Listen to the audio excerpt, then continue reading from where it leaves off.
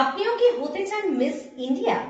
Miss ইন্ডিয়ার সৌর্যা অধিকারী second runner আপের জার্নিটা যে চারটি দেওয়ালের ঘর থেকে শুরু হয়েছিল, আজ আমরা এসেছি সেখানে।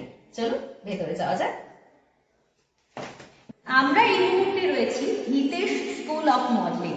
সেখান থেকেই সৌর্যার শুরু হয়েছিল জার্নি। আমরা কথা বলবো ক্লাস 5 এর ছাত্রী ছোট্ট সৌর্যার সঙ্গে। Welcome to city talkies Shaurya. আর সৌর্যার সাথে সাথে রয়েছে সৌর্যার মা এবং তার সাথে সৌর্যার রুমা হিতেশ কুমার ঘোষ। প্রত্যেককে সিটি টকিজে অনেক অনেক স্বাগত। Thank you so much. Shaurya, congratulation. City টকিজকে অনেক অনেক ধন্যবাদ এখানে এসে এই নিউজটা কভার করার জন্য। আচ্ছা সৌর্যা, প্রথম তোমার কাছে যে আগে বলো ফিলিংসটা কিরকম? মাথায় ক্রাউন। আমি তো অনেক অনেক অনেক খুশি। আচ্ছা, তুমি কি ভেবেছিলে কখনো যে এরকম একটা দিন আসবে তোমার জীবনে? ওরকম আমি ভাবিনি, কিন্তু আমি ভেবেছিলাম যে আমি মিস ইন্ডিয়াতে যাব। জুনিয়র মিস ইন্ডিয়া হয় তখন আমি জানতাম না, এই আগের বছরই জানতে পারলাম। আচ্ছা। তখনই জুনিয়র মিস ইন্ডিয়া পার্টিসিপেট করেছিলাম। আচ্ছা, জানতাম মানে অডিশনের জন্য? হ্যাঁ, অডিশনের জন্য। আমি ভাবিনি যে আমি সেকেন্ড রানার আপ হয়ে আসবো। আচ্ছা, তার মানে এটা তোমার কাছে অপ্রত্যাশিত, আনএক্সপেক্টেড। কি বলছে বন্ধুরা? আমার বন্ধুরা অনেক সাপোর্ট করেছে আর সবাই অনেক ভালোবাসছে। আমাদের স্কুলের টিচার সবাই অনেক কংগ্রাচুলেশনস করছে, আজকেও করেছে, কালকেও করেছে। আচ্ছা, তুমি গেছিলে মানে এরপর স্কুলে গেছিলে ওখান থেকে ফিরে আসার পর? আচ্ছা, এরপর যাবো সৌর্যার মায়ের কাছে। জার্নিটা কিরকম ছিল? জার্নিটা আনন্দের তো ছিলই, তার সঙ্গে একটু ভয়েরও ছিল। না দেখুন, আমাদের একটা বিষয় হচ্ছে যে আমরা ছোট থেকেই এখন খুব ভাবি যে অ্যাডভান্স আমাদের বাচ্চাদেরকে তৈরি করব, সবই ঠিক আছে, কিন্তু এরকম একটা ভাবনা যে আমি এত ছোট থেকে, কতটা ছোট থেকে ওর জার্নিটা শুরু হয়েছিল যে আজকে এই জায়গায় পৌঁছে গেল এতটা ছোটতে? ছোটবেলা থেকে নাচটা করতে খুব ভালোবাসতো, সাজতে ভালোবাসতো, আমার সাজাতে ভালো লাগতো, বিভিন্ন ক্রিয়েটিভিটি করতে ভালো লাগতো। সেই জায়গা থেকে 8 বছর বয়স থেকে মোটামুটি ওই ফ্যাশন ব্যাপারটার সঙ্গে যুক্ত হতে মানে সেটা কি ওর মধ্যেই ছিল ব্যাপারটা? হ্যাঁ, নাচ করতে করতে ওর মধ্যে ব্যাপারটা ছিল, স্টাইল দেওয়া, ওয়ার্ক করা, এগুলো ছিল। তো প্ল্যাটফর্ম দুর্গাপুর, তো আমাদের দুর্গাপুর তার জন্য তো কিছুতে কোনো দিক থেকে কম নয়। হ্যাঁ, তো প্ল্যাটফর্মটা আমরাই দিই যে তুই পারফর্ম কর, ঠিক আছে। সেখান থেকে দেখি যে ও বেশ ব্যাপারটা নিচ্ছে, তো ডেডিকেশনও আছে এই ব্যাপারেতে। তো আমাদেরও খুব ইন্সপায়ার হলো ওকে দেখে যে আমরাও তাহলে ওর সঙ্গে এগোতে পারবো। সেই হিসাবে আবার আমরাও ওকে সাপোর্ট করতে শুরু করলাম। ওর 2024 থেকে ওর মোটামুটি এই জার্নিটা শুরু। তো বিভিন্ন রকম ফ্যাশন শো অ্যাটেন্ড করার পর, 4-5টা অ্যাটেন্ড করার পর কলকাতাতে ও অ্যাটেন্ড করেছে অনেক শো। সেগুলো করার পর বিউটি পেজেন্ট এর আগেও অংশগ্রহণ করেছে। দুর্গাপুর থেকেই আমাদের শ্রেয়া যখন গত বছর মিস ইন্ডিয়া হয় সেখানে, তখন থেকেই ওর মা প্রায় বলতো তোমার মেয়ে পারবে, তুমি অবশ্যই সৌর্যকে নিয়ে যাও সেখানে। তো তা সে এতই বলেছে যে আমি এত বড় প্ল্যাটফর্ম, প্রথমে সত্যি ভয় লাগতো, কিন্তু তারপরে ওর বলার পরে সত্যি করে না আমিও যাবো তাহলে। সেখান থেকেই জানিটা শুরু। তো সেই যাওয়ার পথটা কতটা মসৃণ করলেন আপনি গ্রুমার হিসেবে? আর দেখুন, স্বপ্নটা সবাই দেখে এবং আমি সবাইকে বলি যে স্বপ্ন দেখাটা খুবই জরুরি। আমি শুধু ওর স্বপ্নটাকে একটু পুশ দিতে পেরেছি বা একটু সাপোর্ট করতে পেরেছি, মানে এইটাই আমি বিলিভ করি যে আমার এটাই রোল প্রত্যেকের লাইফে, যারা স্বপ্ন দেখছে আর কি আমি জুনিয়র মিস ইন্ডিয়া হব বা আমাদের দুর্গাপুর ওয়েস্ট বেঙ্গলকে একটা ন্যাশনাল লেভেলে প্রেজেন্ট করব বা নিজেকে একটা প্রেজেন্ট করব ইন্টারন্যাশনাল লেভেলেও। তো হোপফুলি আমার সেটাই রোল, এবং আগের বছর একজন হয়েছে, এই বছর 2জন হয়েছে। আশা করছি আমি নিজের 100%টাই দেওয়ার চেষ্টাও করছি, হোপফুলি এরাও নিজের 100% দিচ্ছে। শুধু কন্টেস্টেন্টরাই নয়, তাদের মা বাবারাও প্রচুর পরিশ্রম করছে। কতটা স্যাক্রিফাইস থাকে এটার পেছনে, কারণ একটা ছোট বাচ্চা তাকে মেনটেন করা, তো মানে আমি তো প্রথম শুনেই অবাক হয়ে গেলাম যে এতটুকু একটা বাচ্চা ডিসিপ্লিনের মধ্যে না থাকলে এই জায়গাতে পৌঁছানো, এবং ডেডিকেশন না থাকলে। আপনি বলছেন কতটা টাফ, কতটা স্যাক্রিফাইস, তো আমি বলি এদের যে কম্পিটিশনটা ছিল সেটা জানুয়ারি ফার্স্ট উইকে ছিল। তার আগে তো সবাই জানি 25 ডিসেম্বর আসে, 1st অফ জানুয়ারি আসে। তো ইভেন আমি ওদের 1st অফ জানুয়ারিও ক্লাস করিয়েছি, 25th ক্লাস করিয়েছি, 2nd অফ জানুয়ারি অব্দি আমি ক্লাস করিয়েছি। পড়াশোনাটা আমি এটা তো আসবোই সৌর্যার কাছে, কি করে পড়াশোনা এবং এটাকে দুটোকে সমান তালে চালানো, এটাও কিন্তু চারটিখানি বিষয় না। কিভাবে সৌর্যা তুমি সেটা সামলালে বলো? এই কদিন জুনিয়র মিস ইন্ডিয়া যাওয়ার জন্য অনেক স্কুল কামাই হয়েছে, আমার টিউশনও কামাই হয়েছে। আমি তো জিতে এসেছি, এই জেতার যে খুশিটা ওটা তো বেশি দিন ধরে মানালে চলবে না। বাহ, এই তো আমার ফেব্রুয়ারিতেই পরীক্ষা শুরু, তাই জিতে এসেছি ওটাকে এখন সাইডে রেখে আমার পড়াশোনাটা আগে করে যখন আমার পরীক্ষা শেষ হয়ে যাবে তারপর আবার খুশি মানাবো আমার জেতায়। আচ্ছা, তো এই যে এটার জন্য যে তোমাকে তো একটা টাইম দিতে হয়েছে, জুনিয়র মিস ইন্ডিয়া বা তুমি যে একটা বিউটি প্যাজেন্টে যাবে সেটার জন্য তোমার নিজেকে একটা প্রস্তুতি নিতে হয়েছিল, তৈরি করতে হয়েছে। তার সাথে সাথে সেই সময় তুমি স্কুলিং বা নিজের পড়াশোনা কি করেছো, কিভাবে সামলেছো? আমি স্কুলে গেছি স্যার, যখন ডেকেছেন গ্রুমিং এ তখন এসছি। স্যার মোস্টলি সানডেতে ক্লাস করান, মাঝে মাঝে আমাদের সপ্তাহের মধ্যেও ক্লাস করিয়েছেন আমাদেরকে। আচ্ছা, তো সেই জন্য স্কুলিং এর ক্ষেত্রে খুব একটা কিছু সমস্যা হয়নি, আর পড়াশোনার ক্ষেত্রে যতটুকু হয়েছে সেটুকু আমার টিউশন কামাই হয়েছে অনেক। আচ্ছা, পড়াশোনা করতে ভালো লাগে? হ্যাঁ, ঠিক করে বলবো, অনেস্ট। হ্যাঁ, আমি ইঞ্জিনিয়ারের সাথে সাথে আরো বড় বিউটি পেজেন্টেও যেতে চাই। আচ্ছা, তার মানে সৌর্যা স্বপ্নটা আগেই বলে দিল যে ও কি হতে চায়, তার মানে তুমি ইঞ্জিনিয়ার হতে চাও, ইঞ্জিনিয়ারের পাশাপাশি মডেলিংটাও কন্টিনিউ করতে চাও। আচ্ছা, আমি ওর মায়ের কাছ থেকে জানতে পেরেছি আগের বছর পুরো ক্লাসের মধ্যে সেকেন্ড ছিল সৌর্যা। আচ্ছা, তার মানে সত্যিও পড়াশোনা করতে ভালোবাসে। প্রতি বছরই 90% রাখে, তো ও মানে করে নিতে পারে বলেই আমরা এগিয়েছি। আর যদি না পারতো হয়তো তখন অন্য কিছু ভাবতাম। আর ওর উপরে মানে আশা আছে যে ও করে নিতে পারবে। আচ্ছা, এখনো কি ডান্সটা কন্টিনিউ করছে?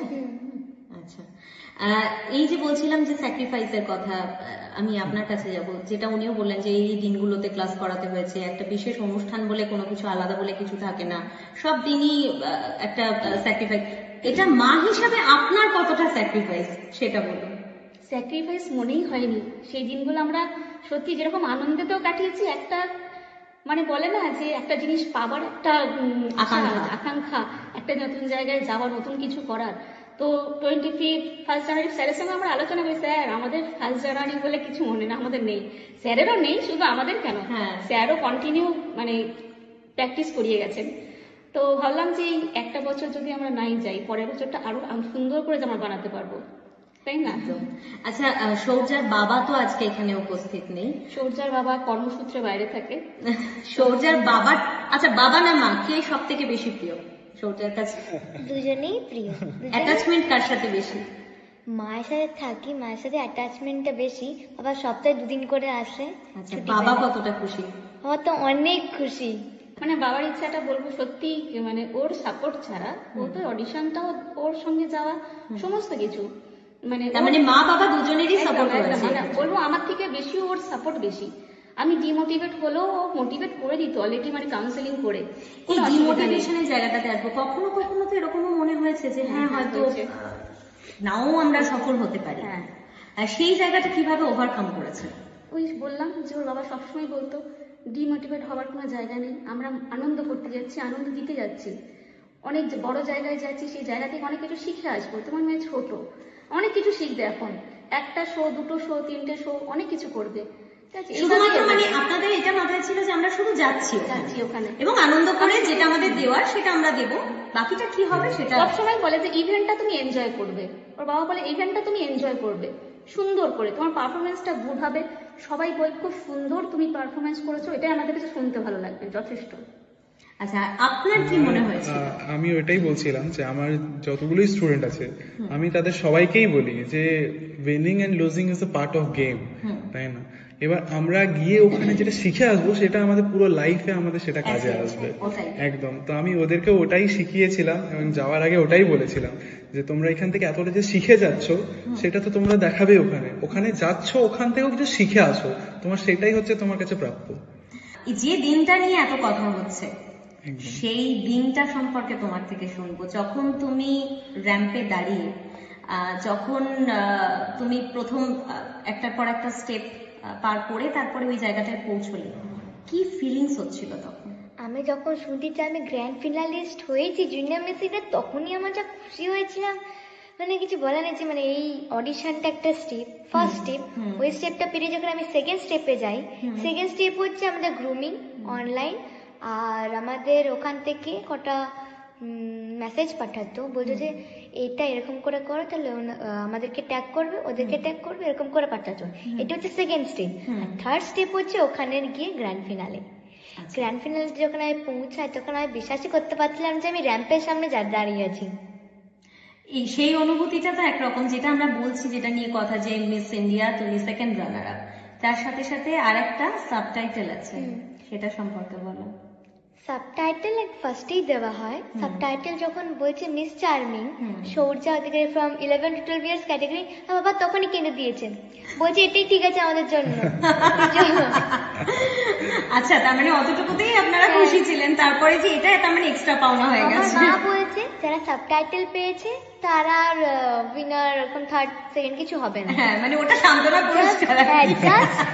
জাস্ট এই কথাটা শেষ করেছে আর বলছে second runner 11 to 12 years category Shaurya Adhikari. তখন মা হা হয়ে গেছে বলতে বলতে। আচ্ছা, আপনি কি গিয়েছিলেন? না, আমি জয়পুর যেতে পারিনি বিকজ আমার প্র্যাকটিস চলছে। আপনিও তো প্রচুর গুণী মানুষ, মানে উনিও নিজে একজন চিকিৎসক, তার পাশাপাশি অবশ্যই এটার প্রতি একটা আলাদা ভালোবাসা থেকে কি এটা কন্টিনিউ করা? একদমই আমার মানে ফ্রম ক্লাস 6 অনওয়ার্ডস আমি আমার স্কুলেও থিয়েটার করতাম, অ্যাঙ্কারিং করতাম, ইভেন্ট হোস্ট করতাম, ইভেন অনেক প্লে লিখেছি, ডিরেক্ট করেছি। তো তখন থেকেই মানে একটা এন্টারটেনমেন্ট জগতের প্রতি একটা আকর্ষণ থেকে আছে আমার।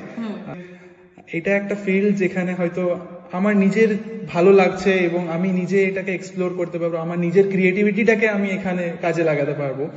তো সেখান থেকে স্টার্ট। তো তখন থেকে আমি ভেবেছিলাম যে হ্যাঁ, এই ফিল্ডটাতে হয়তো আমি একটা কিছু করতে পারবো। তারপর মিস্টার বেঙ্গল উইন করলাম, মিস্টার ইন্ডিয়া উইন করলাম, অ্যান্ড দেন ভাবলাম যে হোপফুলি আমার যে নলেজটা আমি গেইন করেছি সেটা বাকিদেরও শেখানো উচিত। সেখান থেকেই গ্রুমিং এর একটা পার্ট স্টার্ট হয়। সৌর্যাকে কতদিন পেয়েছেন আপনি? সৌর্যাকে আমি পার্সোনালি তো অনেকদিন থেকেই চিনি, একটা শো প্রিমিয়াম ফ্যাশন আইকন, সেখানে এজ এ গ্রুমার গেছিলাম দুর্গাপুরে, সেখান থেকে পরিচয়। কিন্তু জুনিয়র মিস ইন্ডিয়ার জন্য যে প্রিপারেশনটা, সেটা nearly 4 months from September onwards. খুবই কম সময়। একদমই। দর্শককে বলার জন্য বলবো যে অনেক ছোট্টবেলাতেও যে এই জায়গাটায় পৌঁছে যাওয়া যায় বা এই লেভেলটা অ্যাচিভ করা যায়, সেটার জন্য যারা মানে এরকম ছোট ছোট বাচ্চাদের যারা বাবা মা একদম হাতে, যারা এখন থেকে, অনেকেই এমনও আছেন, অনেকে ভাবেন যে ঠিক আছে একটা নির্দিষ্ট বয়স হোক তারপরে আমি এই পথে নিয়ে যাব, তাদের জন্য সঠিক ওয়েটা কি হবে, দিশাটা কি হবে, কি বলবেন? দেখুন, মডেলিং এর জন্য কোনো বয়স সীমা নেই। এখন 4 to 65 ইয়ার অনওয়ার্ডস আমি 4 ইয়ার্স থেকে গ্রুম করেছি বাচ্চাদের, টিল 65 ইয়ার্স অবধি আমি গ্রুম করেছি। তো আগের বছরে যদি কথা বলি, তো 5 to 7 year junior miss India যে সব থেকে কম ক্যাটাগরির বাচ্চা আসে সেটা হচ্ছে 5 to 7 ইয়ার্স এর মধ্যে। তো সেখানে শ্রিয়া গড়াই 5 ইয়ার্স এর ছিল, তো সেখানেও সে আমার থেকে গিয়েছে।